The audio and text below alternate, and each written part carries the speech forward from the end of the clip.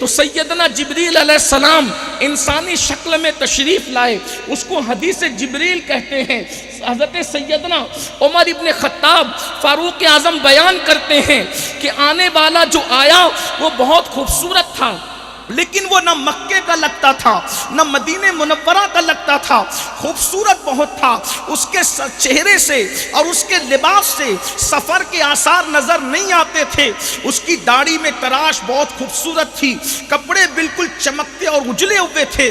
وہ آیا اور آ کر کے دو زانو حضور علیہ السلام کے گھٹنوں سے گھٹنے لگا کر اتنے قریب بیٹھ گیا، حالانکہ اتنے قریب کوئی نہیں بیٹھتا تھا۔ میں حدیث کو آگے بڑھانے سے پہلے آپ سے عرض کرنا چاہتا ہوں، کہاں ہے وہ فکر رکھنے والے کہ نبی ہماری طرح انسان ہے؟ جہاں جبریل بھی دو زانو ہو کر کے بیٹھتے ہیں، وہ مصطفیٰ جان رحمت کا دربار ہے۔ اللہ اکبر۔ اور پھر جبریل اس شان سے فاروق اعظم بیان کر رہے ہیں، اپنے گھٹنے حضور کے گھٹنوں سے لگایا اور حضور علیہ السلام سے انہوں نے چند سوالات کیے۔ آخری سوال سے پہلے والا سوال یہ تھا، مل احسان یا رسول اللہ، حضور احسان کیا ہے؟ یہ احسان ہی کی تشریح کو تصوف کہتے ہیں، اسلام کی تشریح کو اللہ اکبر فقہ کے قانون کی طرح تشریح کر دی گئی، ایمان کو علم کلام کے حوالے سے اس کی تشریح کر دی گئی، لیکن احسان یہ تصوف ہے، اس لیے کہ اسلام اور ایمان کا سوال تو پوچھ لیا گیا، اب یہ احسان کیا ہے؟ یہ تیسرا سوال تھا۔ تو اللہ کے رسول علیہ السلام نے فرمایا الاحسان، احسان کیا ہے؟ یعنی تصوف کیا ہے؟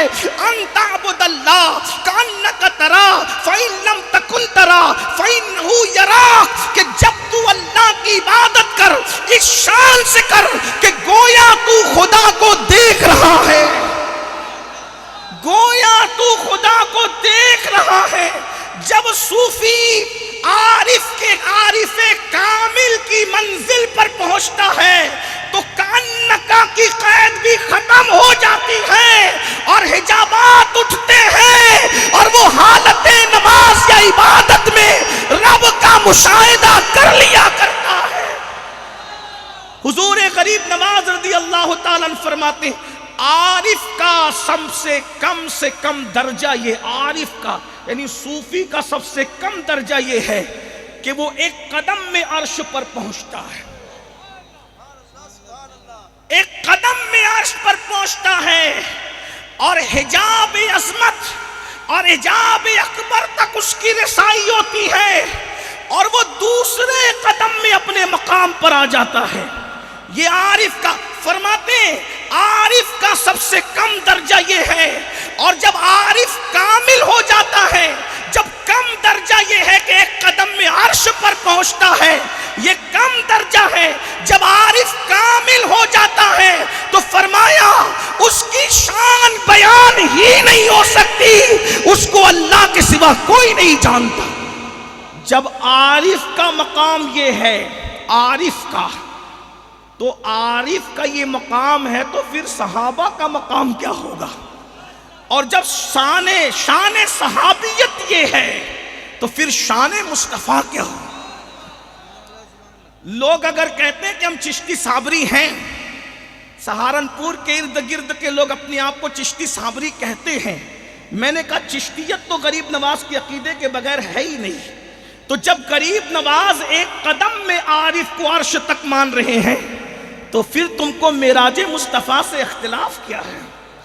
جب ان کی نالین پردار کا مقام یہ ہے تو پھر حضور علیہ الصلوۃ والتسلیم کی شان کیا ہوگی؟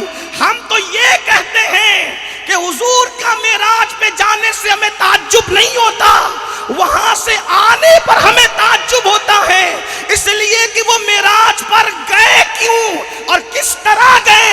اس لیے کہ مولوی جی جب تیرے اپنے گھر جانے پر تجھے اعتراض نہیں ہے تو مصطفیٰ جان رحمت کی اپنے گھر جانے پر تجھے اعتراض کیسے ہو سکتا؟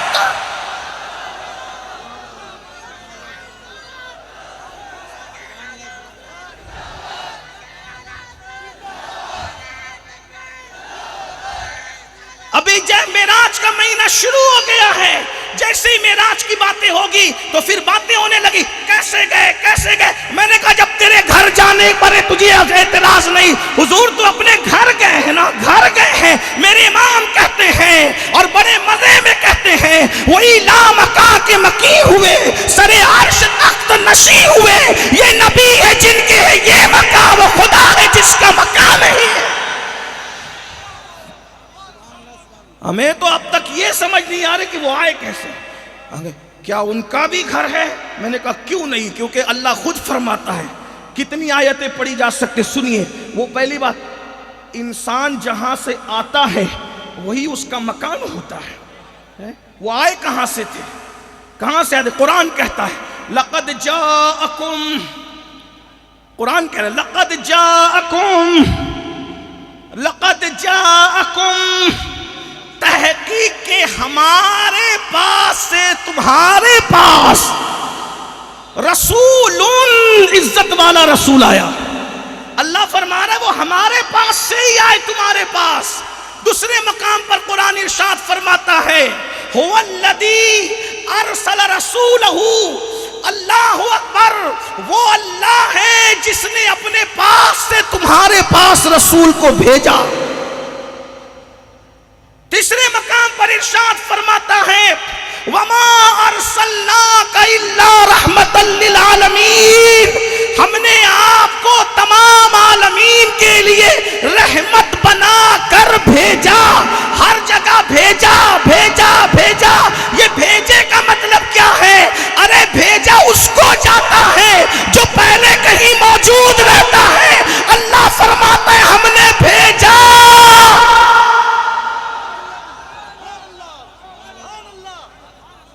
حضرت آدم کے لیے نہیں کہا، حضرت موسیٰ کے لیے نہیں کہا، حضرت داؤد کے لیے بھیجنے کی بات نہیں کی. بھیجنے کی بات انہی کے لیے. جب حضرت آدم کی بات آئی تو کیا کہا؟ انی جائل فی الارض خلیفہ، ہم زمین پر اپنا خلیفہ بنانے والے ہیں. زمین پر اپنا خلیفہ بنانے والے ہیں. اسی طرح حضرت خلیل اللہ کے لیے کہا کیا؟ جائلک للناس اماما، ہم تمہیں لوگوں کا امام بنانے والے ہیں. یعنی ان کو بنا کر بھیجا، ان کو بھیج کر بنایا. ابراہیم لوگوں کے امام آ کر بنے، آدم اللہ کے خلیفہ آ کر بنے. تنہا میرا نبی ہے جو بن کر آیا.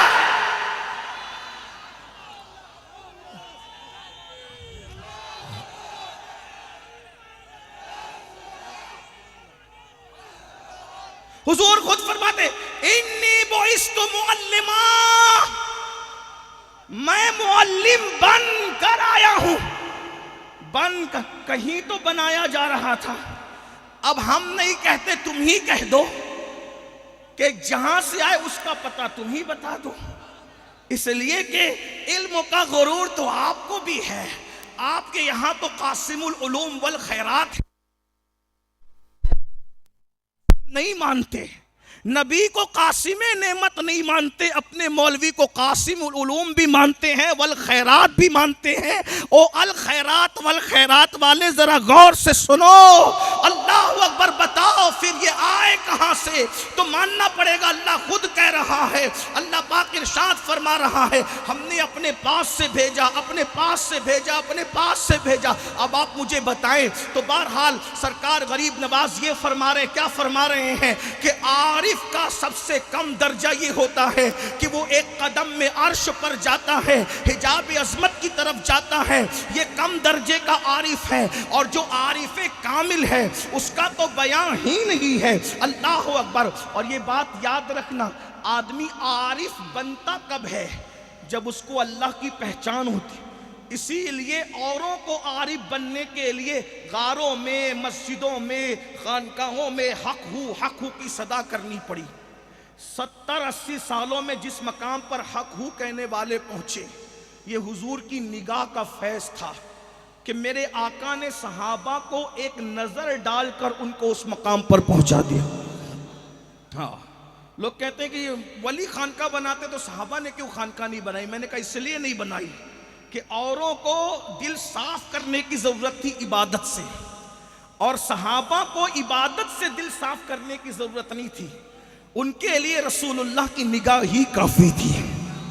نگاہ مصطفیٰ نے ان کو ایسا عارف کامل بنایا، اور یاد رکھنا حضور کا ہر صحابی عارف کامل ہے، اور کیسا عارف کامل ہے کہ حضرت اسید ابن حضیر کہتے ہیں کہ ایک مرتبہ میں قرآن مقدس کی تلاوت کر رہا تھا اور میرا بچہ قریب سو رہا تھا اور میرا گھوڑا وہاں پہ بندھا ہوا تھا، میں قرآن کی تلاوت کر رہا تھا، میرا گھوڑا بدکنے لگا، مجھے ڈر لگا کہ کہیں میرے بچے کو کچل نہ دے، میں نے تلاوت روک دی، اس کے بعد وہ گھوڑا بدکنا بند ہو گیا، میں نے دیکھا کہ آسمان سے نور اتر رہا ہے، نور کی قندیلیں اتر رہی ہے، گھوڑا بدک رہا ہے، جیسی تلاوت میں نے روک دی، قندیلیں واپس جانے لگی، گھوڑے کا بدکنا بند ہو گیا، پھر میں نے تلاوت شروع کی، جب میں نے تلاوت شروع کی تو پھر گھوڑا بدکا، پھر میں نے بند کر کے رکھ دیا، صبح کو رسول اللہ سے عرض کیا یا رسول اللہ گھوڑا کا بدکنا، آسمان سے قندیلوں کا اترنا، میرے بچے کے قریب سوئے سے رک جانا، یہ کیا چیز ہے؟ آقا فرماتے ہیں او ابن حضیر جب تو قرآن پڑھ رہا تھا تو فرشتے رحمت کے نازل ہو رہے تھے، اگر تو قرآن پڑھتا رہتا تو تو فرشتوں کی زیارت کر لے۔ یہ صحابہ کا عرفان ہے، لیکن میرا عنوان وہ نہیں، عرض یہ کر رہا تھا۔ تو دو چیزیں ہیں، ایک تو دلیل، ایک تو مشاہدہ۔ ہماری جماعت کے بہت بڑے مفکر کا بڑا مشہور جملہ پوری دنیا میں گونجا کہ جب علم تھک کر کے بیٹھ جاتا ہے تو مشاہدہ انسان کی رہنمائی کرتا ہے۔ مشاہدہ، حضور نے مشاہدہ بھی کرایا، جیسے کہ میں نے ابھی معجزات کا ذکر کیا، آپ کو اشارے کے طور پہ جو نہیں سمجھے ان کو بتا دوں۔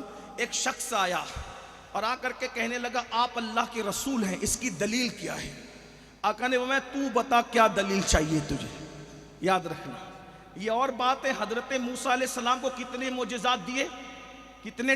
کل معجزات کتنے؟ تفسیر نعیمی میں علامہ مفتی احمد یار خان نعیمی حکیم الامت لکھتے ہیں 9 آیات بینات، 9 معجزے اللہ نے حضرت موسیٰ کو دیے۔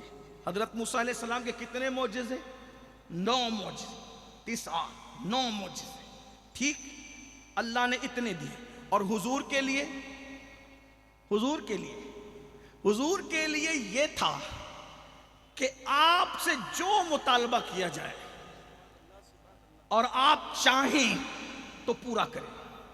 حضور نے اس شخص کو کہا تو کہتا ہے کہ میں نبی ہوں، کیا دیکھنا کیا چاہتا ہے یہ بتا۔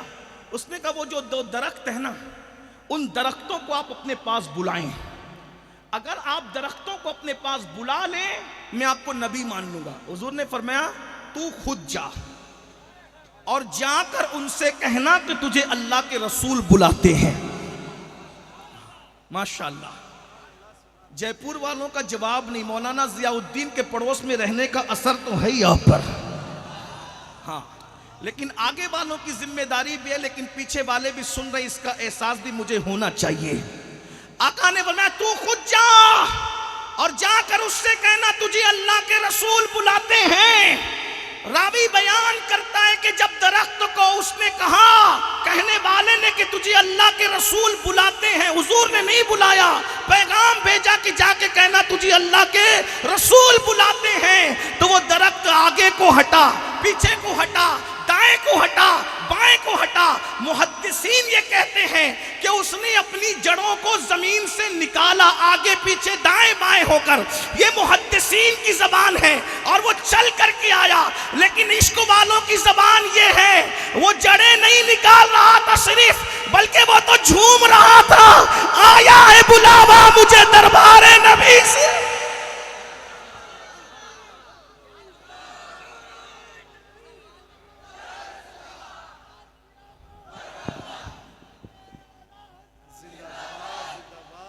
جس کے بلانے پر درخت بھی جھومتے ہوئے جائے، اگر سنی مدینے جھومتے ہوئے جائے تو پھر اس پہ فتویٰ کیا ہے؟ اور میں تو کہتا ہوں یہ نصیب کی بات ہے۔ ارے جھومنے والے تو یہاں جھوم رہے ہیں ان کے نام پہ، ہم تو وہ مسلک عشق و محبت رکھتے ہیں تلوار سے زیادہ تیز، پل صراط سے بھی ہم سیدھے سیدھے نہیں گزریں گے، بلکہ ہم تو وہاں بھی جھومتے ہوئے گزریں گے۔ رضا پل سے اب وجد کرتے گزریے کہ ہے رب سلم صدائے نعرہ تکبیر، نعرہ رسالت، عشق و محبت، عشق و محبت، عشق و محبت، عشق و محبت، نعرہ حیدری۔ یقین تو دیکھیں کتنی بڑی بات ہے، کہا پل سے وجد کرتے، لیکن وجد کرنے کی وجہ فتاوی رضویہ لکھنا نہیں ہے، وجد کرنے کی وجہ ہدایت بخشش نہیں ہے، وجد کرنے کی وجہ 108 علوم و فنون کی مہارت نہیں ہے، وجد کرنے کی وجہ تصوف نہیں، فقہ نہیں، امیر المومنین فی الحدیث ہونا نہیں، وجد کرنے کی وجہ کیا؟ یار کھڑے ہو کے رب سلم سلم کہہ رہا ہے، ارے جس کا یار سلامتی کی دعا کرے پھر اس کو گرنے کا خوف کیا ہے؟ بلکہ وہ تو عشق میں کہتے ہیں پل سے اتارو راہ گزر کو خبر نہ ہو، جبریل پر بچھائیں تو پر کو خبر نہ ہو، کانٹا میرے جگر سے غم روزگار کا یوں کھینچ لیجئے کہ جگر کو خبر نہ ہو، اور فریاد امتی جو کرے حال زار میں ممکن نہیں کہ خیر بشر کو خبر نہ ہو، ان کے سوا صرف ان کے سوا صرف ان کے سوا صرف ان کے سوا رضا کوئی حامی نہیں جہاں گزرا کرے پسر پہ پدر کو خبر نہ ہو۔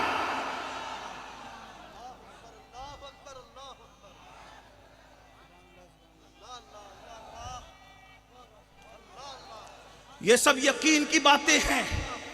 حضور شیخ الاسلام والمسلمین میرے مرشد اجازت سرکار مدنی میاں کہتے ہیں یقین والے کہاں سے چلے کہاں پہنچے، یقین والے کہاں سے چلے کہاں پہنچے، جو اہل شک ہیں اگر میں مگر میں رہتے ہیں، میرے حضور میری چشم تر میں رہے، بڑے نفیس ہے بڑے لطیف ہے۔ اس لطیف پر بھی مجھے ایک لطیف نکتہ یاد آیا، حضور کا جسم اوروں کی روح سے زیادہ لطیف ہے، اس کو لکھا ہے شاہ وجی الدین گجراتی علوی رحمت اللہ تعالی علیہ نے حقیقت محمدیہ میں، کہ حضور کا جسم اوروں کی روح سے بھی لطیف ہے۔ آپ غور فرمائیں، جب اوروں کی روح سے ان کا جسم لطیف تر ہے تو جب روح نظر نہیں آتی ہے، لوگ کہتے ہیں جب سنی کہتا ہے کہ وہ ہماری جان سے زیادہ قریب ہے تو پھر دکھتے کیوں نہیں؟ میں نے کہا کبھی اپنی روح بھی دیکھی ہے؟ او شرابی تو نے اپنی روح نہیں دیکھی، او غیبت خور تو نے اپنی روح نہیں دیکھی، او چگل خور تو نے اپنی روح نہیں دیکھی، او سود خور تو نے اپنی روح نہیں دیکھی، او دین خور تو نے اپنی روح نہیں دیکھی، تو جب اور روحوں سے ان کا جسم لطیف تر ہے کیسے نظر آئیں؟ اس کو میرے امام نے بھی کہا، شاہ وجی الدین کی بات کو میرے امام نے بھی کہتے ہیں جان ہے،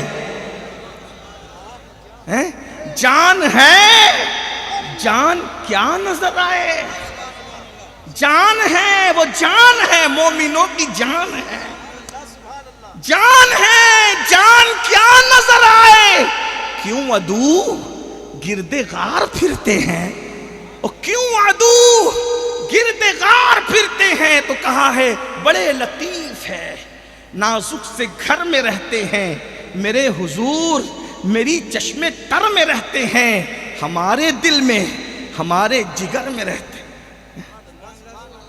جب انسان عشق کر لے تو پھر وہ جنت کی فکر بھول جاتا ہے، کیونکہ مالک جنت جس کے دل میں رہے، آئے آئے آئے، پھر وہاں تو جنت کسی کی متلاشی ہو جاتی ہے نا۔ کیا کہتے ہیں؟ اللہ ہمارے دل میں ہمارے جگر میں رہتے ہیں، انہی کے گھر ہیں، وہ اپنے ہی گھر میں رہتے ہیں، انہی کے گھر ہیں، انہی کے گھر ہیں، یہ انہی کے گھر ہیں۔ کون کہہ سکتا ہے؟ عاشقی کہہ سکتا ہے، انہی کے گھر۔ توجہ، اب بات پھر نازک آ گئی، بات آگے بڑھنے سے انہی کے گھر ہے. توجہ ہے، بہت توجہ آپ کی، لیکن اب پھر بہت زیادہ توجہ. انہی کے گھر ہے. کیا ان کا گھر ہے؟ مومنوں کا دل، مومنوں کا جگر، مومنوں کی آنکھیں. کس کا گھر ہے؟ مل کے بولنا پڑے گا. کس کا گھر ہے؟ بات مشکل آئی ہے تصوف کی تو بولنا پڑے گا. کس کا گھر ہے؟ کس کا؟ آنکھیں کس کی؟ مل کے آنکھیں کس کی؟ آنکھیں کس کی؟ مومن کی. دل کس کا؟ نہ میں آگے نہیں بڑھوں. آنکھیں کس کی؟ وہاں سے وہاں تک. آنکھیں کس کی؟ گھر کس کا؟ دل کس کا؟ گھر کس کا؟ جگر کس کا؟ دل کس کا؟ اب آپ سے پوچھتا ہوں، کسی گھر میں کچرا پڑا ہے تو کیا بلبلے باغ مدینہ کو لے جاؤ گے؟ سچ کہنا، قسم کھا کے دلوں پہ ایمان والے. جب مداح رسول کو کچرے والے گھر میں نہیں رکھا جا سکتا، شریف آدمی کبھی نہیں رکھ سکتا مداح رسول کو کچرے والے گھر میں. کچرا میں نے شرافت سے کہا، لیکن آپ کے لیول پہ اتر کے پھر کہتا ہوں، جس گھر میں پاخانہ پڑا ہو کیا آپ نائب رسول کو لے جا کے وہاں بٹھا سکتے ہو؟ اگر بٹھا سکتے ہو تو ہاں کہو، سلام کروں گا. نہیں بٹھا سکتے ہو تو بولو پھر بات کیا ہے. بولو بٹھا سکتے ہو. مداح رسول کو کچرے والے گھر میں نہیں رکھ سکتے. نائب رسول ان علماء اللہ والوں کو پاخانے والے گھر میں بولے تو پھر جس دل کے اندر شراب کی محبت ہے اس دل میں حضور کو کیسے رکھا جا سکتا؟ بتاؤ بتاؤ. یہ گھر ان کا ضرور ہے، لیکن آپ نے گھر میں لانے کا کوئی سامان بھی کیا ہے. جب شراب کی محبت ہے تو پھر اس گھر میں وہ آئیں گے. اس میں حسد ہے تو اس گھر میں وہ آئیں گے. اس میں تکبر ہے تو اس گھر میں وہ آئیں گے. اس گھر میں زنا کی محبت ہے تو اس گھر میں وہ آئیں گے. یہ تو ان کا گھر تھا. نادان، تو نے نبی کے گھر کو شراب کی محبت کا اڈا بنایا. تو نے نبی کے گھر کو جوے کیے، جوے کے اڈے، جوے کی محبت کا اڈا بنایا. اور وہ آنکھ جو نبی کا گھر تھی اس سے تو نے زنا کی فلمیں دیکھ کر کے، گندی پکچریں دیکھ کر کے تو نے اس گھر کو ناپاک کیا. اب بتاؤ، میرے گھر کو تم ناپاک کرو. اگر میرے گھر کے اندر اللہ نہ کرے قادری منزل میں تم سور کاٹ کے ڈال دو تو کیا میں تم سے محبت کروں گا؟ کیا تم سے پیار کروں گا؟ تم سے الفت کروں گا؟ اب بہت مچل مچل کے کہہ رہے تھے یہ آنکھیں مومن کی نبی کا گھر ہے، یہ دل مومن کا نبی کا گھر ہے، یہ جگر مومن کا نبی کا گھر ہے. نبی کے گھر کا کیا حال بنا رکھا ہے؟ اسی کے اندر سود کی محبت، اسی کے اندر جوے کی محبت، اسی کے اندر غیبت کی محبت، اسی کے اندر گناہ کی محبت. نادان جو اپنے نبی کے گھر کو یوں ناپاک کر دے. اور ایک بات علماء کی موجودگی میں کہوں، پاخانے کی گندگی اتنی نہیں ہے جتنی حسد کی گندگی ہے، جتنی غیبت کی گندگی ہے، جتنی چغلی کی گندگی ہے، جتنی تکبر کی گندگی ہے، جتنے گناہ کی گندگی ہے، اتنی پاخانے کی گندگی نہیں ہے. ارے پاخانہ تو چند چلو پانی سے بھی دھلا جا سکتا ہے، لیکن گناہ کی محبت 7 سمندروں کے پانی سے بھی نہیں دھلی جا سکتی. میرے بھائی ذرا غور تو کر، ذرا سوچ تو صحیح، تو نے اپنے نبی کے ساتھ سلوک کیا کیا؟ تو نے اپنے نبی کے ساتھ انداز کیا اختیار کیا؟ اگر تو واقعی گناہ سے نکل جا، اپنے دل کو صاف کر لے تو یاد رکھ یہ گھر، یہ دل تیرے نبی کا گھر بنے گا. حضور اس میں تشریف لائیں گے. میرے امام نے بڑی خوبصورت تمنا کی ہے، کہتے ہیں قسمت سور و ہرا کی حرص ہے، قسمت سور و ہرا کی حرص ہے، چاہتے ہیں دل میں گہرا غار ہمارے دل میں بھی کوئی ایسا غار بن جائے کہ جس میں جیسے حضور ہرا میں گئے تھے آرام کے لیے، عبادتوں کے لیے، جیسے سور میں گئے تھے 3 دن کے لیے آرام کے لیے، کبھی اس دل میں بھی تو تشریف لائے. حضرت مولانا سعید اعجاز کامتوی نے بہت اچھا شعر کہا ہے، من کی اٹریا سونی پڑی ہے، من کی اٹریا سونی پڑی ہے، کب کریو ایما کا قیام، اے پیارے نبی چندہ کرے تم کا سلام، اے پیارے نبی تارے گگن لئی تمہارا نام، اے پیارے نبی ایک جئی کے لوٹا ایک ٹکڑے ہوئی گوا، شمس و قمر تمہرے غلام، اے پیارے نبی کوثر کی جانب ہم نہیں تکبئی، کوثر کی جانب ہم نہیں تکبئی، کیوں ہمیں دے ہو نینن کا جام، اے پیارے اور میرے امام اس کو کتنے خوبصورت انداز، اس کو کیا بلکہ انہوں نے وہاں سے لیا ہے، کہتے ہیں شربت نہ دے، شربت نہ دے، شربت نہ دے، نہ دے تو کرے بات لطف سے، ہائے ہائے، شربت نہ دے، کیا غیرت عشق ہے، غیرت عشق نہیں، غیرت عشق نہیں، غیرت عشق نہیں ہے ہمارے، نہیں ہے غیرت عشق، وہاں کیا غیرت، شربت نہ دے، نہ دے تو کرے بات لطف سے، اور یہ شہد ہو تو پھر کسے پر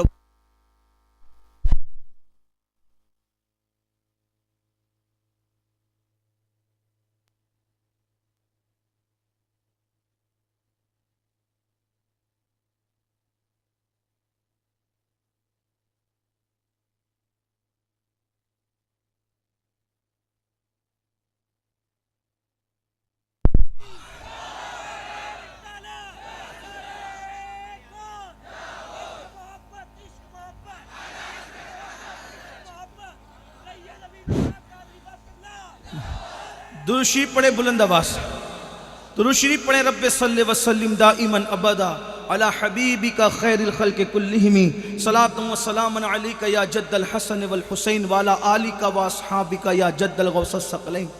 بات چل رہی تھی، دور نکل گئی، درخت آگے ہلا، پیچھے ہلا، دائیں ہلا، بائیں، اور اپنی جڑوں کو اکھاڑ کر حضور کے پاس آئے، حضور کو سلام کیا۔ میرے امام کہتے ہیں اپنے مولا کی ہے بشان عظیم، جانور بھی کریں جن کی تعظیم، سنگ کرتے ہیں ادب سے تسلیم، پیڑ سجدے میں گرا کرتے ہیں۔ پھر اس نے حضور کو سلام کیا، سرکار نے سلام قبول کیا، وہ بندہ ایمان لے آیا۔ آقا فرماتے ہیں جاؤ جہاں تھے اسی جگہ پہنچ جاؤ، اور وہ درخت اپنی جگہ پہ پہنچ گئے۔ تو علم اور مشاہدہ دونوں چیز حضور نے کرائی، علم بھی دیا، مشاہدہ بھی دیا۔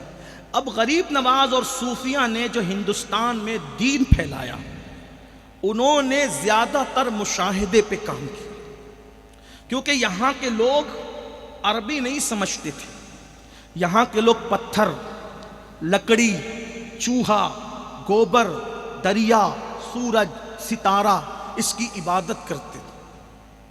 تو سرکار غریب نواز رضی اللہ تبارک و تعالیٰ اور ان صوفیہ نے دو کام کیے۔ نمبر ایک، اخلاق نبوی صلی اللہ علیہ وآلہ وسلم کی تعلیم دی، اور نمبر دو کیا کیا، مشاہدہ کرا۔ مشاہدہ مطلب کرامتیں دکھائی۔ آج اسلام دشمن طاقتیں کرامتوں پر اس لیے معترض ہیں کہ وہ یہ جانتے ہیں کہ اگر کرامتوں کو ڈیمیج کر دیا جائے، عقیدہ کرامت کا تصور ختم کر دیا جائے، تو ہم صوفیہ کی ساری محنتوں پر پانی پھیر سکتے ہیں۔ اور وہ یہ کہتے ہیں کہ جب غریب نواز نے کرامت دکھائی تو تم کیوں نہیں دکھاتے؟ ہم نے کہا یہ دعویٰ ہے کس کو کہ ہم غریب نواز کی طرح ہیں؟ یہ دعویٰ ہے کس کو کہ ہم محبوب الہی کی طرح ہیں؟ دعویٰ ہے کس کو کہ ہم غوث اعظم کی طرح ہیں؟ ہمارا تو یہ عقیدہ ہے کہ ہم تو اپنے علماء کی طرح بھی نہیں ہیں۔ ہمارا تو یہ نظریہ ہے ہماری عوام کا، اور ہمارے علماء کہتے ہیں ہم اولیاء کی طرح نہیں ہیں، اور اولیاء کہتے ہیں ہم اپنے مرشدوں کی طرح نہیں ہیں۔ تو یہ مطالبہ کرنا کہ اس وقت کرامت ظاہر ہوئی، ابھی کیوں نہیں ہوتی؟ بات یہ ہے کرامت کا ذکر کہتے ہیں کہیں نہیں۔ میں نے کہا کرامت کا ذکر تو قرآن میں بھی ہے، حدیث میں بھی ہے۔ کرامت کیسے حدیث میں اور قرآن میں آپ کو بتاتا ہوں۔ خود آپ قرآن اٹھا کر کے دیکھیں، حضرت سیدنا زکریا علیہ السلام جب سیدہ مریم کے حجرے میں آئے تو وہاں بغیر موسم کے پھل رکھے ہوئے تھے، بن موسم کے پھل۔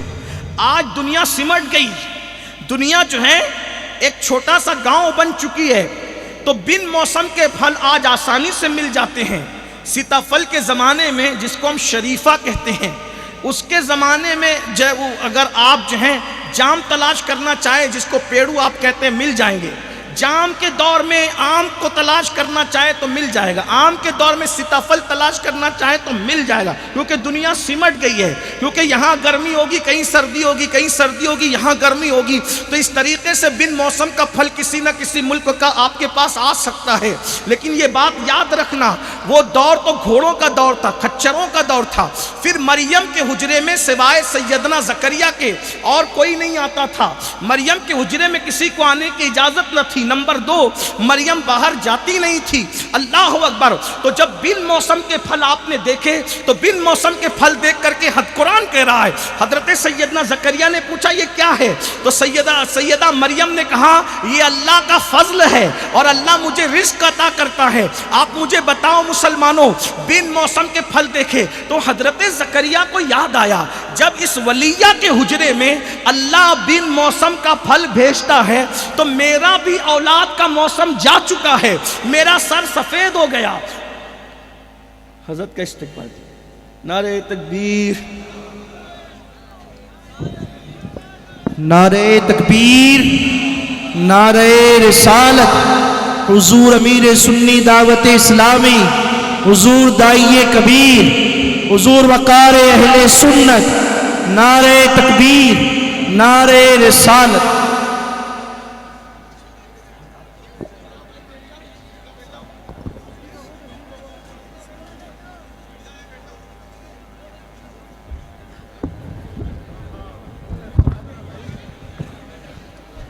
درود شریف پڑھنے سب مل کے بلند آواز سے، اللہ رب محمد صلی اللہ علیہ وسلم، نحن عباد محمد صلی اللہ علیہ وسلم، وعلی ذوی وآلہ ابد الدہور وکرما، صلاۃ و سلام علیک یا جد الحسن والحسین۔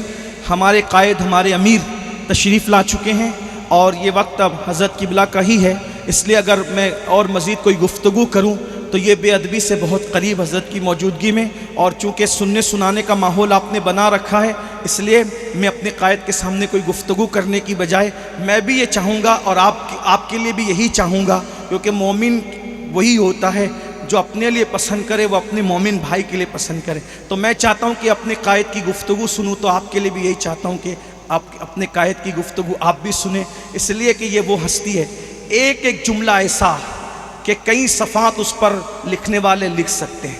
اسی لیے ہم لوگ اکثر کوشش کرتے ہیں کہ حضرت کے پاس بیٹھ کر کچھ سیکھ لیں۔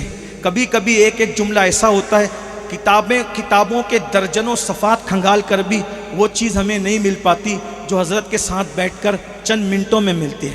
کل میں حضرت کے ساتھ چتوڑ گڑھ سے جو ہے اجمیر شریف آ رہا تھا، تو حضرت نے مجھے رات کے آخری پہر میں ایک بات فرمائی، کہا کہ سید صاحب ایک جملہ میرے دماغ میں آیا، آتے ہیں غیب سے یہ مضامی خیال میں، جب دل کے تار باب مدینۃ العلم سے جڑ جاتے ہیں، جب دل کے تار قاسم علم مصطفیٰ جان رحمت سے جڑ جاتے ہیں، جب دل کے تار غوثیت مآب اور غریب نواز سے جڑ جاتے ہیں، جب دل کے تار رازی اور غزالی سے جڑ جاتے ہیں، تو پھر دل میں ایسی باتیں آتی ہے جس کا انسان تصور نہیں کر پاتا۔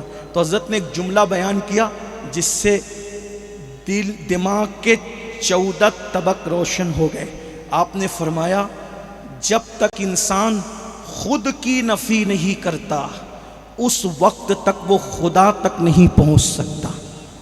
خود کی نفی جب تک نہ کرو اس وقت تک خدا تک نہیں پہنچ سکتے۔ جیسی حضرت نے جملہ کا مجھے داؤد علیہ السلام کا ایک قول یاد آ گیا۔ ایک دن داؤد علیہ السلام نے اللہ سے عرض کیا، مولا تو مجھے اپنا بنا لے، حالانکہ وہ تو تھے ہی بہت مقرب، لیکن عاجزی کی، تو مجھے اپنا بنا لے، تو مجھے اپنا بنا لے۔ اللہ نے فرمایا یہ مجھے نکال دے پھر تو میرا ہی ہے، یہ مجھے نکال دے تو میرا ہی ہے۔ اور اقبال نے بہت خوبصورت بات کہی تھی کہ مٹا دے اپنی ہستی کو اگر کچھ مرتبہ چاہے، کہ دانہ خاک میں مل کر گل و گلزار بنتا ہے۔ تو اس پر تو بہت بڑی تقریر ہو سکتی ہے، لیکن قائد تشریف لا چکے ہیں۔ میں سمجھتا ہوں کہ نظامت ہو رہی تھی، باتیں ہو رہی تھی، اور ابھی آگے کا پروگرام میں سمجھتا ہوں کہ ناظم صاحب ہی آگے بڑھائیں تو زیادہ اچھا، یا اچھا ٹھیک، ایک کام کرتے ہیں، اب 2 منٹ نظامت کے لیے لگیں گے، تو میں چاہتا ہوں کہ اتنا خوبصورت ماحول بنائیں۔ ایسے خوبصورت ماحول میں ایسی خوبصورت ہستی کی ضرورت ہے جو خوبصورت باتیں پیش کر کے ہماری زندگی کو بھی خوبصورت بنا دیں۔ تو آئیے اس خوبصورت ہستی کا استقبال خوبصورت محفل میں خوبصورت گفتگو کے حوالے سے خوبصورت زندگی کی تلاش میں خوبصورت ہی شعر سے حضرت کو آواز دیتے ہیں۔ اٹھا دو پردہ دکھا دو چہرہ کہ نور باری حجاب میں، حضور کے لیے کہا میرے امام نے، اٹھا دو پردہ دکھا دو چہرہ کہ نور باری حجاب میں ہے، زمانہ تاریک ہو رہا ہے کہ مہر کب سے نقاب میں ہے، نہیں وہ میٹھی نگاہ والا خدا کی رحمت ہے جلوہ فرما، غضب سے ان کے خدا بچائے جلال باری عتاب میں ہے، کریم ایسا ملا کہ جس کے کھلے ہیں ہاتھ اور بھرے خزانے، کریم ایسا ملا کہ جس کے کھلے ہیں ہاتھ اور بھرے خزانے، بتاؤ اے مفلسو کہ پھر کیوں تمہارا دل اضطراب میں ہے، وہ گل ہے لبہائے نازک ان کے، وہ گل ہے لبہائے نازک ان کے، ہزار جھڑتے ہیں پھول جن سے گلاب گلشن میں دیکھے بلبل، یہ دیکھ گلشن گلاب میں ہے، کریم اپنے کرم کا صدقہ لئیم بے قدر کو نہ شرما، تو اور رضا سے حساب لینا، رضا بھی کوئی حساب میں ہے۔ نعرہ تکبیر، نعرہ رسالت، حضرت کے خطاب سے پہلے